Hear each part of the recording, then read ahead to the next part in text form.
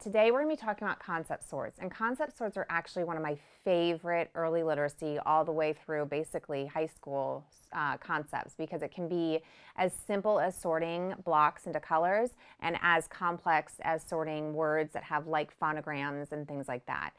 Just like patterns, concept sorts are a natural thing that kids do already. Kids are already sorting things of their own. You might see them with their cars, and they're going to sort all the red cars and the yellow cards.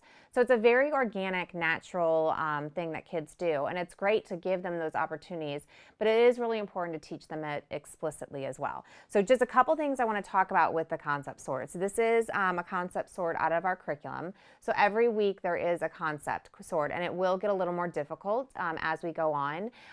You can actually take these and just do this one, or you can take the next week's concept sort. So it might be like school items, and then your child can sort them between things that they find at school and things that they find at home. One of the things I want to talk about is a thing called gradual release of responsibility, and what that means is exactly what it is. It's a gradual release of responsibility. So in the classroom, when I taught things, I would almost just completely model things the first time.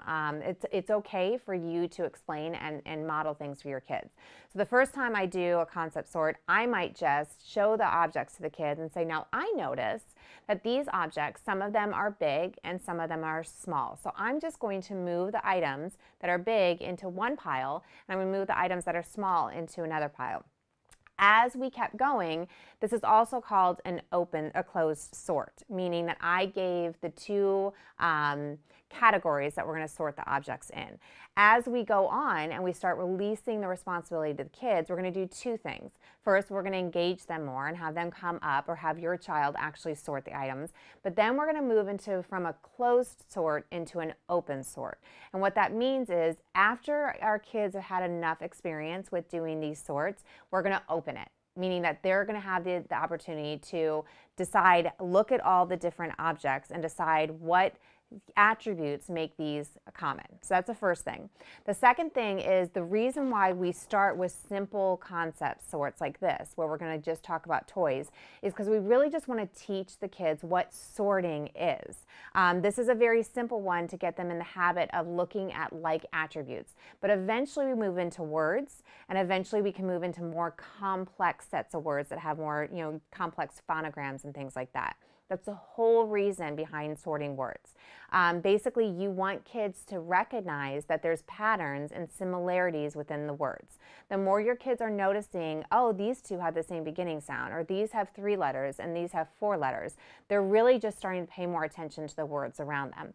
And eventually, that's why a lot of times when your kids have spelling words, they say to sort them, because we want them to see that there's like attributes. So if these words all have the EA in it, and these words have the EE, I'm going to spell these right because or all of them right, because they're part of the same word family. The reason I love concept sorts is, just like a lot of the activities in our curriculum, is it's just a social platform for learning. I mean, this really should be a dialogue between you and your child. None of the activities I'm looking at mastery, or that they can do independently at this point. Maybe when they're 4 or 5, because we want to make sure they can master the concepts that are making them good readers and writers. But what I really want to do is, I just want to engage in conversation. So we're going to talk about what the objects are. We're going to front load them with that vocabulary. Not every child has every single one of these toys, so we want to make sure that they know what these words are. It teaches really great language acquisition, and just like everything else, eventually your child can teach you.